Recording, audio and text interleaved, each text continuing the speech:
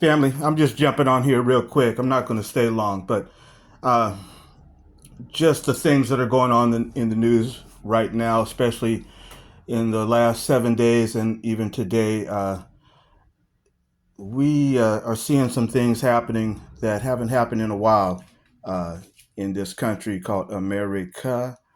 But even in other countries around the world, we see different activity of disorder and wars and factions breaking apart, hatred between different groups and different races, different people. So we do not want to get caught up in this. If you haven't seen my video that I posted earlier about neutrality, please watch it if you haven't seen it already. We don't want to get caught up in this. We know that there has been a rise in rhetoric, and now it's taken it to a whole new level now, where the rhetoric is actually playing out in actual physical violence.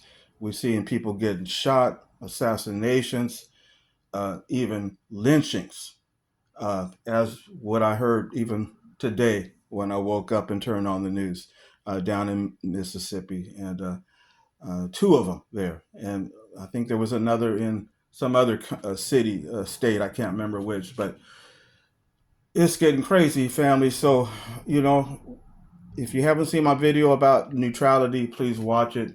We want to stay neutral as Christians, and we think about Yeshua. You know, when he was on the earth, Yeshua, he didn't get caught up in the social disorder of his day during the times of the Roman Empire. The Roman Empire had all kind of problems going on with different assassinations and factions and slavery and taxes and all kind of things. Yeshua never got involved. He didn't try to start any social changes to try to change the world. He was there for a special mission, and that was to preach the good news of the kingdom.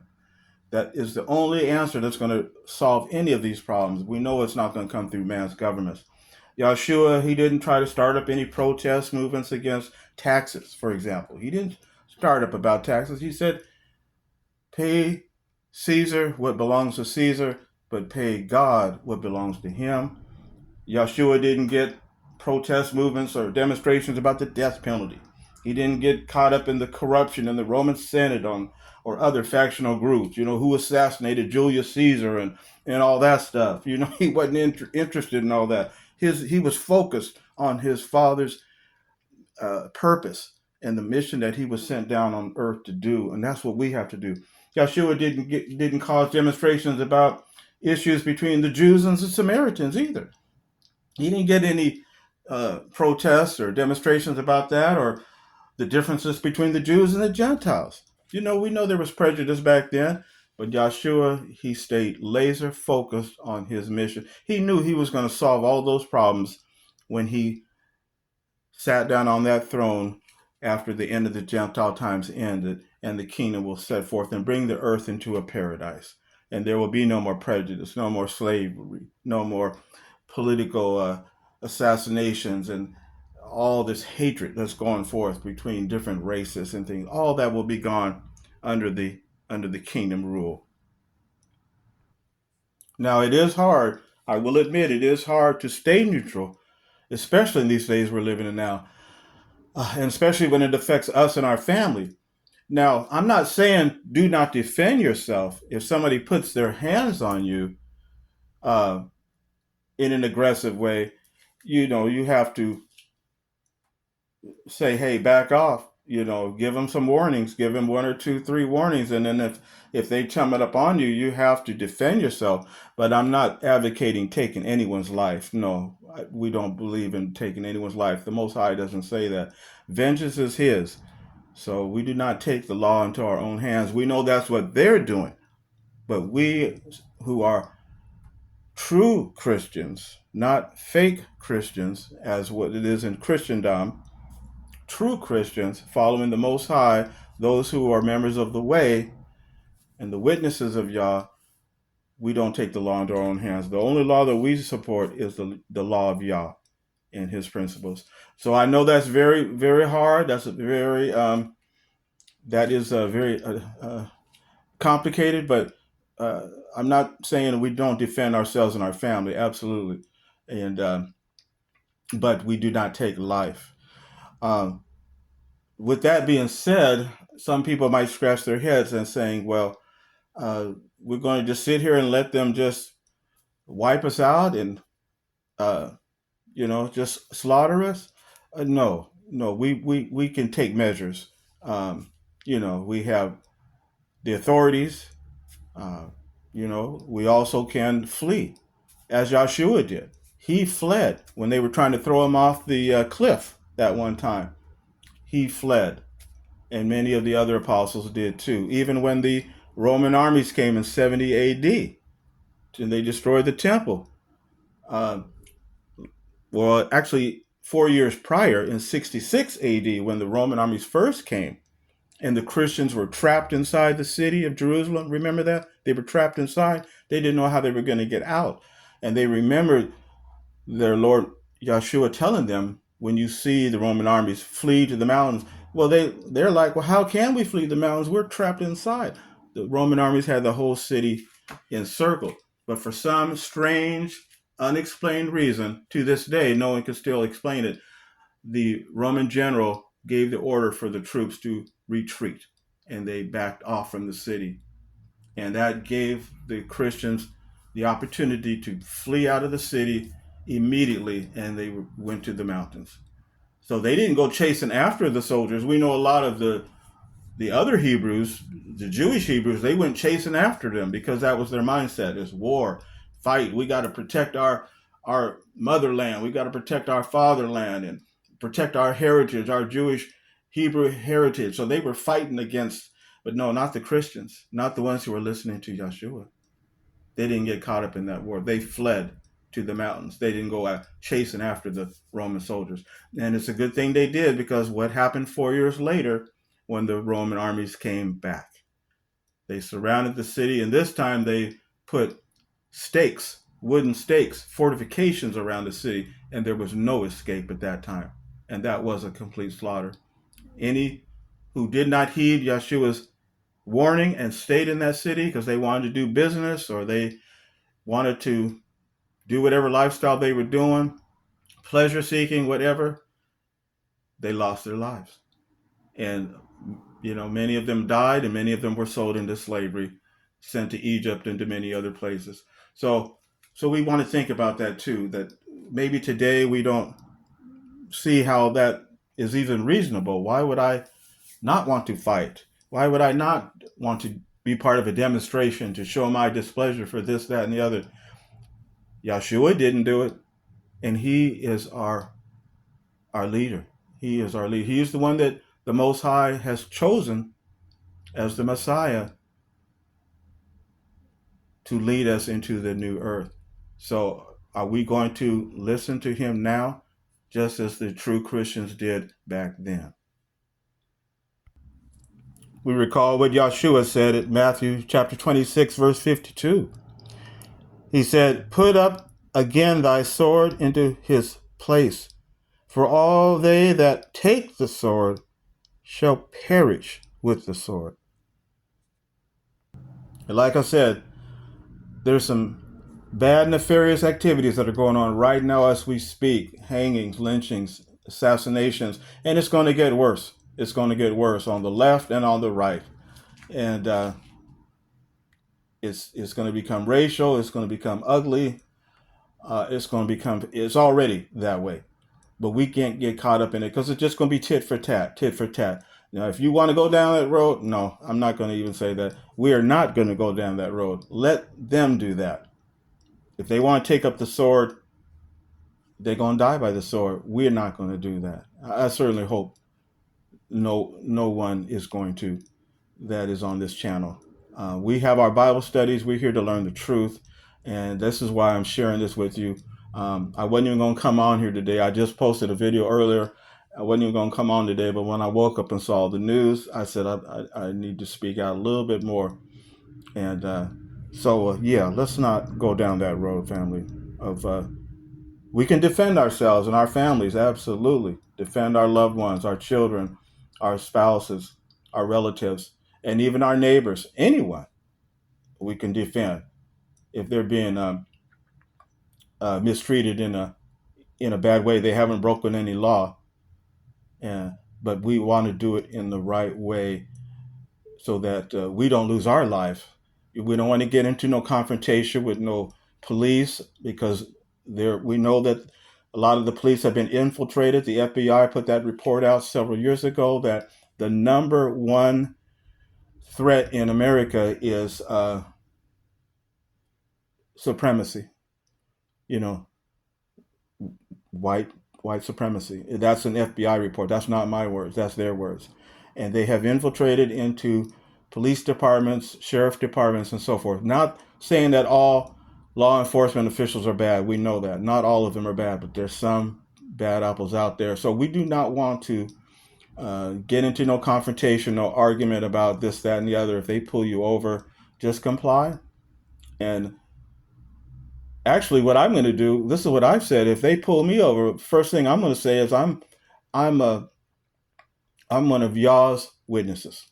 That's one of the first things I'm going to say. I'm one of y'all's witnesses, Jehovah's witnesses, and I believe in the Bible, and I'm a witness to the officer if anything starts to act a little bit crazy. But other than that, I'm just going to comply, and just hopefully get out of that situation alive. And 9 times out of 10, that's usually the case. But like I said, there could be that one time where he's out to get somebody.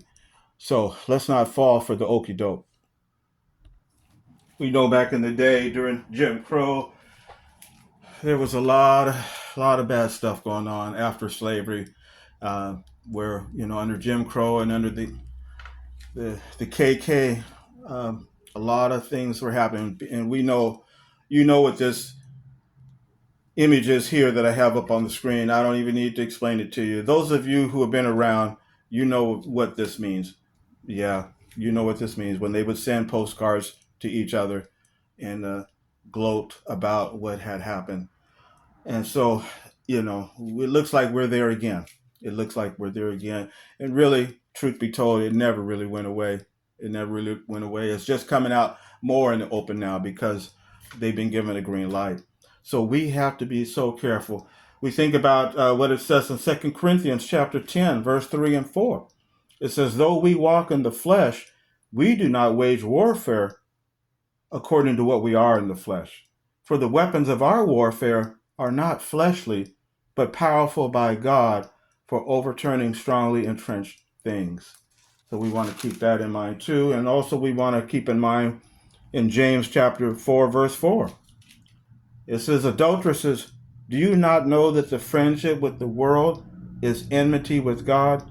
Whoever therefore wants to be a friend of the world is constituting himself as an enemy of God.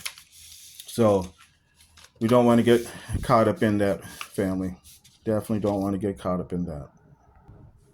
And I know that many of y'all have seen a lot of other things happen in your lifetime. I know I've seen some things in my lifetime. I can remember uh, President Kennedy when they took him out. I was a young one at that time, but I remember the funeral. Sitting there with my mom and dad in the living room and my brothers. And I remember Martin Luther King Jr.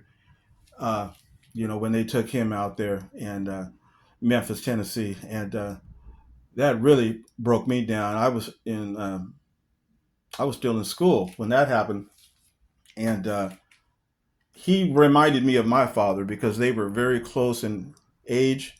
They were about a year apart, and my dad kind of looked like him as well, kind of looked like Martin Luther King Jr. And um, so that really hit me hard when he went down. Yeah, I'll never forget that. That was April 4th, 1968. And I had just come home from school. I turned on the TV and I was watching a movie. I think it was a Tarzan movie or something. And then breaking news came in. Yeah, they had breaking news in 1968. and it came on there, and it just shocked me. I just got up off the couch and I just started running, ran into the bedroom and hid in the closet because it shook me. I wasn't in high school quite yet, but I was in grade school then when that happened, and it just hit me uh, because death really wasn't that close to me. I had never experienced that. Even though I didn't see it physically, it still had an effect on me just of hearing the news. I'm just a kid, just came home from school. Dad, mom gave me a key to get inside the house. They trusted me with the key, and they weren't home from work yet. My brother hadn't come back from school yet. I was the only one in there, so I just turned on the TV, chilling with this movie about Tarzan, and all of a sudden, they didn't show the images of it, of the shooting, but they just said they did the announcement of it, and I just got up and ran to the bedroom and hid in the closet.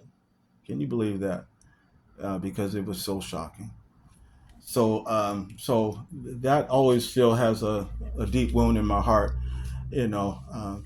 And he was nonviolent also, but certain ones viewed him as a threat and they took him out. But like I said, I'm trying to stay neutral on that. I'm trying to stay neutral on that because I know that in the resurrection, he will come back in the resurrection in the new earth, and he'll be able to learn about what happened after he passed on. He'll be able to hear about all the many other tragedies and events that occurred later on.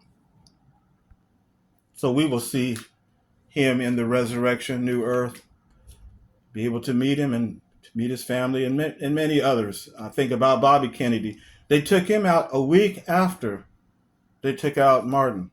That was the next week. I remember that because it was summertime. School had just got out, and it was summertime, and it was in June.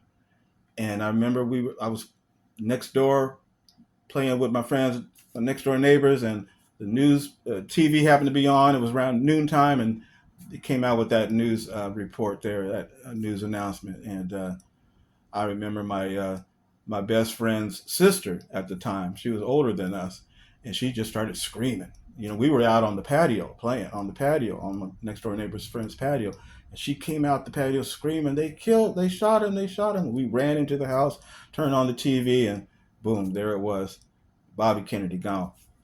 A week after Martin Luther King, and I didn't. A lot of times we don't remember that, but it happened like in a week apart. So that's where we're at now. Things are going to get worse. So we don't want to get caught up in it. We want to keep our neutrality.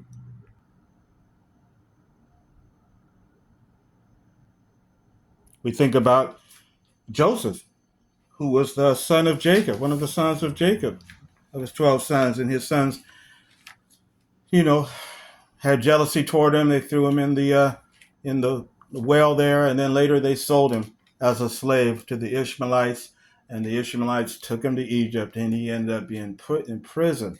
Joseph didn't do anything, wasn't his fault, and look how he was mistreated, miscarriage of justice. But Joseph, even though he was sold as a slave, he didn't fight with the inmates. He didn't fight with the prison guards. He didn't try to start a revolt in order to break out of the prison. He waited upon the Most High, and the Most High rewarded him for his having to endure that. He had to endure that.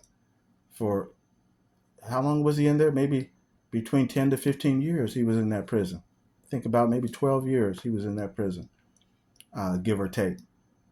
And yet he had to bear it. He had to bear it, but he was praying so hard to the Most High, and the Most High rewarded him. And we see how it turned out. It turned out good, didn't it? When we read the rest of the account, he was able to see his father again and his brothers. And so may that be a lesson to us too, that Joseph, he didn't try to fight his situation. Was he upset? Absolutely. Was he discouraged? No doubt about it. Was he probably even crying? Of course. But he never took that anger and that rage out trying to cause a rebellion in the prison, fighting the prison guards, fighting the inmates. So we don't fight either today. We just stay away from it. Stay away from this turmoil that's going on. So that's all I wanted to share with you today, family. Just please stay awake, stay vigilant. Don't let Satan suck you into this evil that's going on out here, because, like I said, it's going to get worse. And we haven't even got to the Great Tribulation yet. Who knows if this is heading toward that? We don't know. We don't want to get ahead of the Most High. We'll wait and see what happens, but we want to stay away because things are getting worse. So that's all I wanted to say. So please stay safe out there, family. Please stay safe because things are going to continue to get more and more ugly as we continue in this in these last days. But thank goodness Yahshua is sitting on the throne right now, and he's going to be taking action very, very soon. But we be patient, just like Joseph. We're in prison right now. So let's be patient. Do not take the law into your own hands and stay neutral.